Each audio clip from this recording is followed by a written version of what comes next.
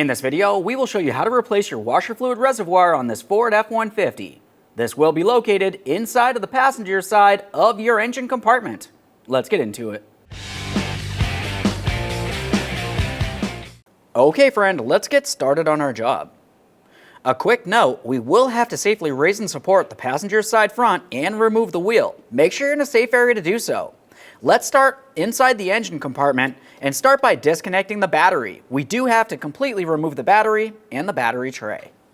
To start disconnecting the battery, we're at the negative battery terminal first. You're going to find that you have a 10mm headed mounting nut right here. We can loosen this just enough to remove the terminal end from the battery. We've got movement. A quick inspection for corrosion. If you see any, it needs to be taken care of. This looks fine. We'll set it aside, move along to the positive terminal. Same process. Use your 10mm, loosen that mounting nut, and disconnect it.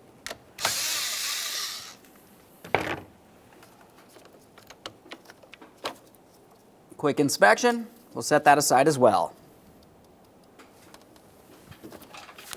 Now, if you are moving along the outboard side of the battery, close to the washer fluid reservoir, you're going to find the battery hold down. We'll use an 8mm to loosen this mounting bolt and completely remove the hold down.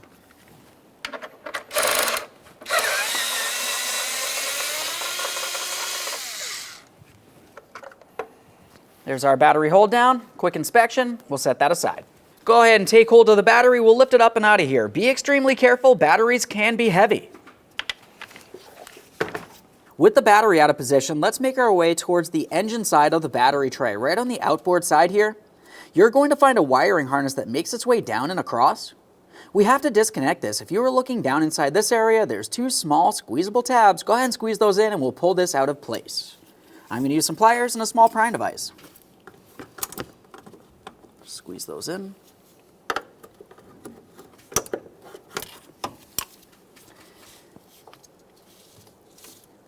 Now that we have that one separated, we're going to move forward. There's a second one located underneath your AC lines. It's a little bit more difficult to gain access to.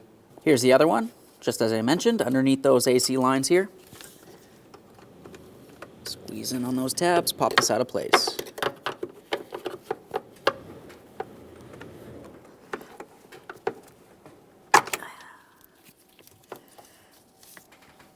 Now we can start removing the battery tray mounting hardware. Up along the top area, you're going to find that you have four 13mm headed mounting bolts. There's one on the top corner in the front, moving towards the rear on the outboard side, and then two directly in the center on the bottom.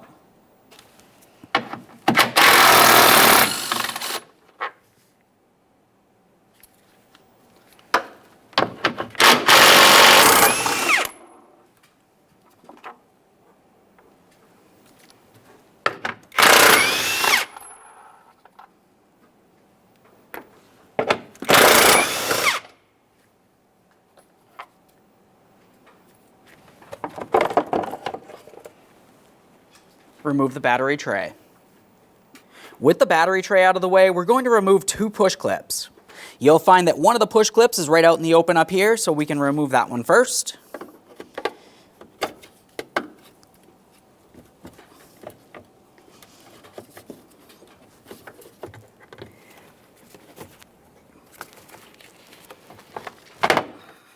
Now for the next one, that one's all the way down in this area right down here.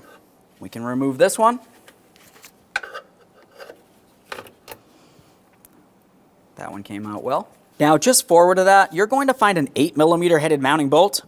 We are not removing that yet. We'll pause on that, safely raise and support so we can remove the right front wheel and the inner fender liner. Moving along, it's time to safely raise and support the passenger side front of the vehicle so we can remove the wheel. To remove the wheel, you want to remove each of your 21mm lug nuts, and we can get this off of here.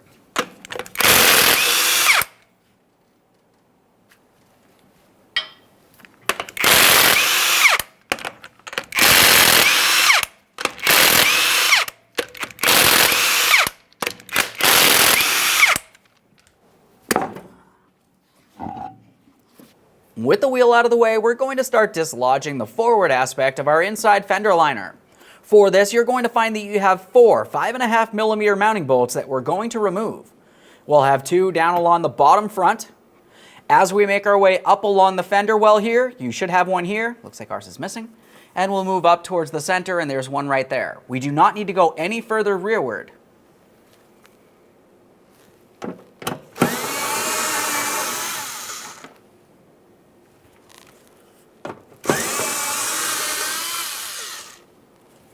Should be one there.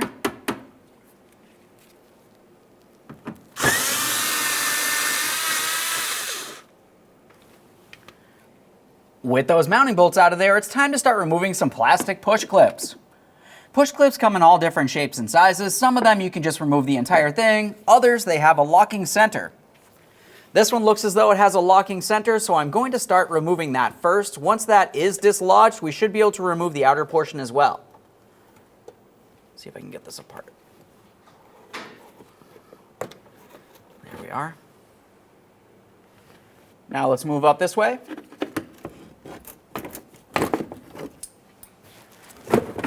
Now we can take hold of the fender liner. You should be able to maneuver it around. We're going to have to push it inward away from the outer fender because it has small lips that it tucks up and behind.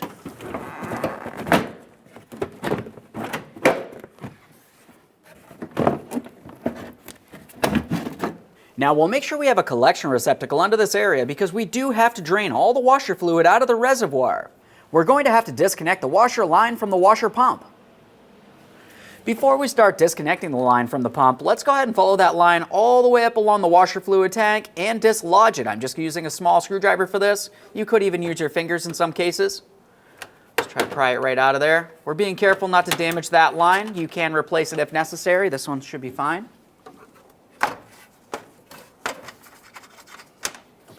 We'll make sure we have our collection receptacle under here. Now we can start popping this free. Fluid will come out of the tip of this washer fluid pump. We want to make sure we collect all that, and if it's still clean, you can reuse it.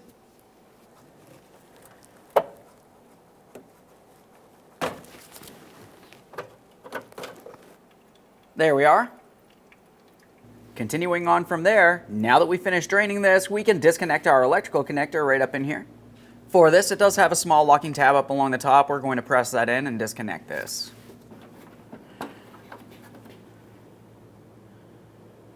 A quick inspection for corrosion, we can set the wiring harness aside. Moving along from there, it's time to remove our last piece of mounting hardware. This is an 8mm headed mounting bolt. For this, you can see the threaded portion on the outer side here. The bolt head is actually on the inboard side. It's very easy to gain access to. We'll just go ahead and start removing that bolt, but keep in mind this is the last thing holding this washer fluid tank in place.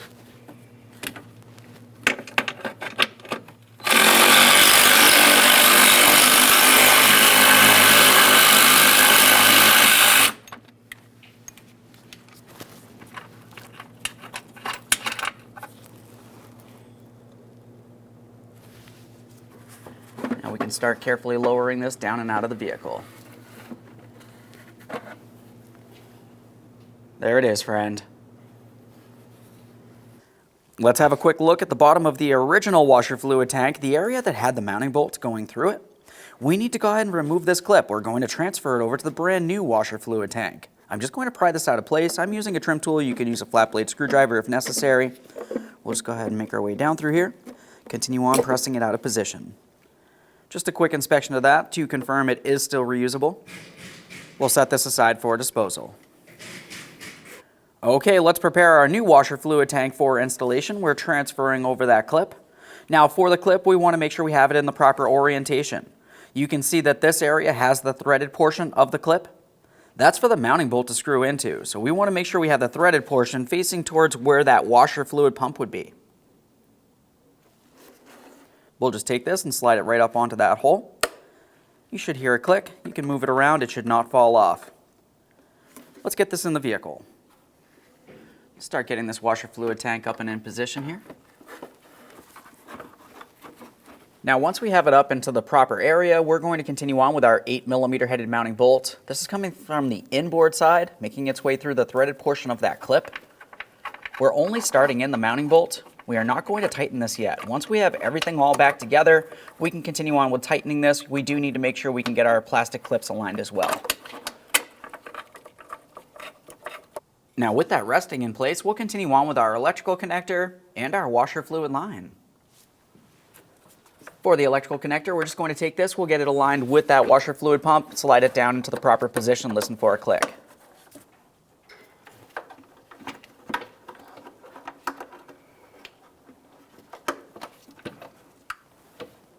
Heard an audible click, a little tug to make sure that's properly secured in place. Now as far as the washer fluid hose that we had leading down to this area, we're not going to be using that because it will not fit up and through the tank slots here. So we're going to use the new hose that came with your brand new washer fluid tank. Now for this hose, we're going to bring it right up and through the groove where that hose needs to sit on the washer fluid tank. You should be able to press it right up and through. We'll bring it all the way up and around and then up into the engine compartment.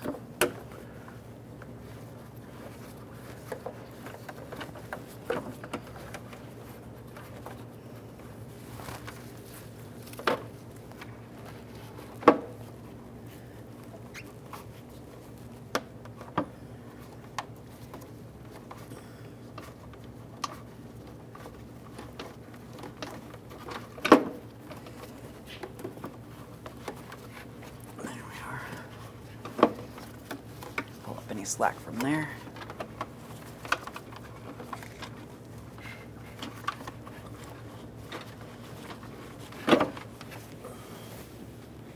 Now we can secure the end to the washer fluid pump.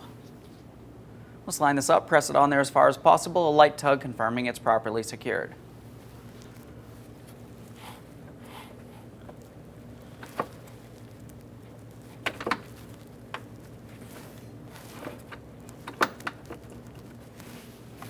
Let's make sure that washer fluid hose is up inside the engine compartment for now. We'll be dealing with that once we get back up in there. For now, let's go ahead and reattach our inside fender liner.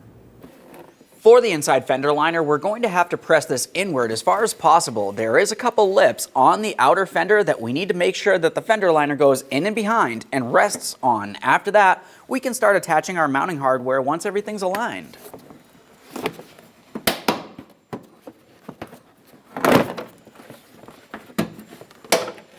There we are.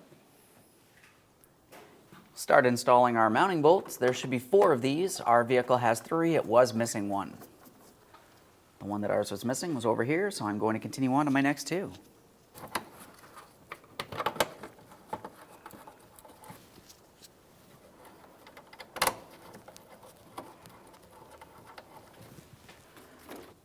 They're all started in. Let's snug them up.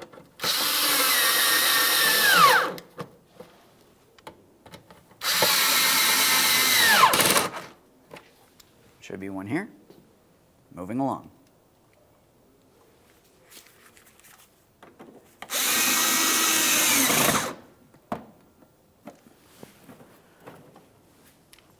One last quick inspection in this area. We'll reinstall our wheel.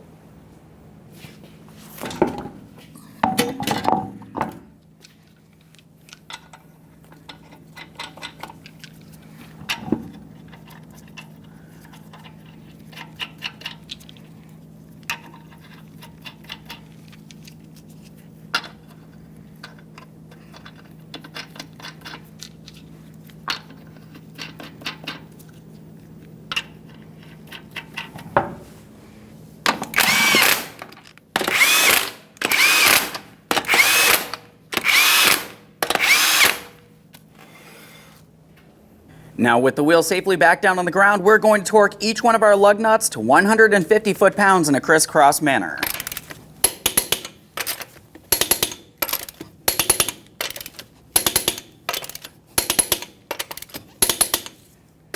Now that we have the wheel on and torqued, let's continue up inside the engine compartment. We're going to start securing the rest of our washer fluid tank here. We'll start with our push clips. There should be one up in this corner.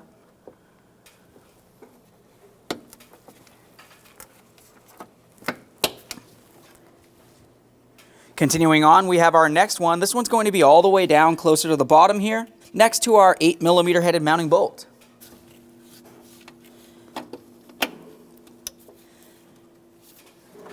With all the push clips in, we can continue on to our 8mm headed mounting bolt.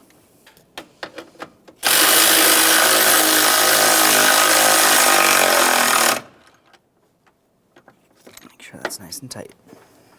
Now let's take hold of our original washer fluid hose. We're going to follow it up close to where the fuse box is. You can see that you have this angled elbow right along here. We want to separate this from its mounting point. It has a small plastic clip holding it in place. Use a small pocket screwdriver or even a pick and separate that clip. We don't need to break the clip because we will be reusing it. For now, what we're going to do is continue on with a razor blade. Trim away this area of the hose. A quick inspection to confirm nothing's damaged, and then we'll reapply our new hose in this area. Using a razor blade, you want to be extremely careful. We'll rest this against something so it can't move around too much on us.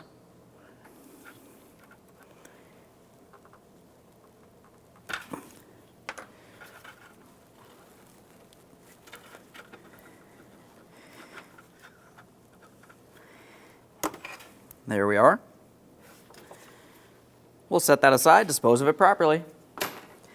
Now continuing from here, we have our brand new washer fluid hose. As you can tell, we gave you an ample amount. That way there, you can run it anywhere you need to. For me, as you can tell, we really only need to come up to right here. So we'll go ahead and give ourselves just a little bit of excess slack here, and then we'll trim this hose. Bringing it over to a flat surface again.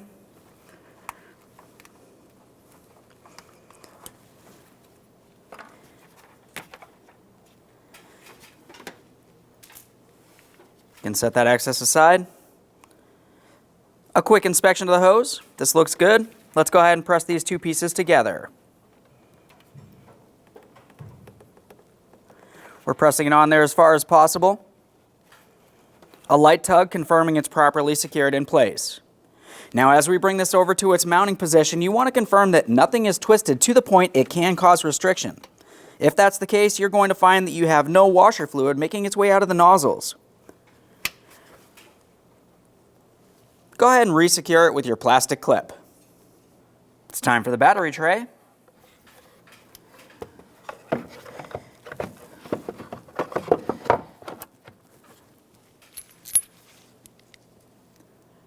Once you feel as though you have that in position, continue on with all 4 of your mounting bolts. We're going to start them in. Once they're all started in, you can snug them up.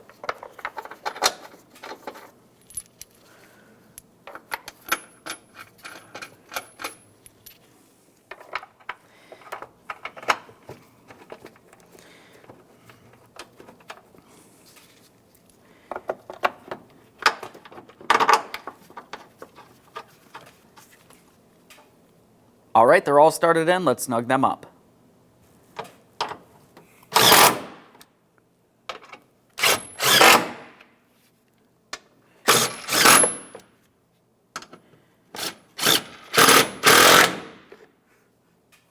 Now with that mounted, we're making our way along the inboard side of the battery tray. We have to reattach our wiring harnesses. Just go ahead and press those into position. A light tug confirming they're properly secured. We'll repeat the process for the other one.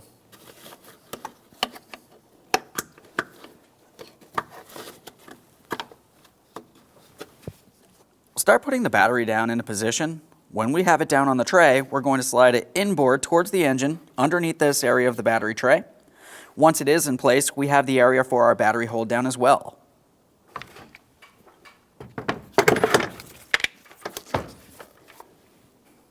As far as the battery hold down, we want to make sure we have it in the proper orientation. You can see this area right along here. It's a small groove making its way across the entire bottom there. That is the area that goes up above the bottom of the battery there. So we'll just make sure we have that up against the battery. Start on the battery hold down mounting bolt and snug it up using your 8mm.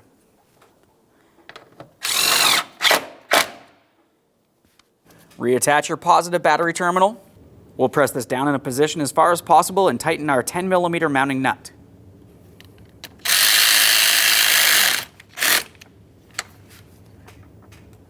Now it's time for the negative battery terminal. Same process.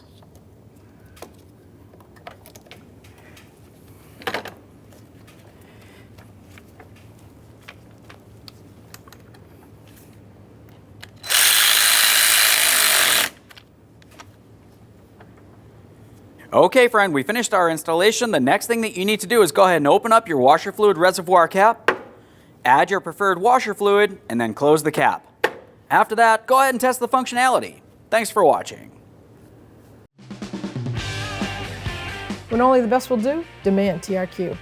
The only company that lets you view before you do. TRQ is committed to offering the highest quality aftermarket auto parts that are engineered for peace of mind. Thanks for using and viewing with TRQ.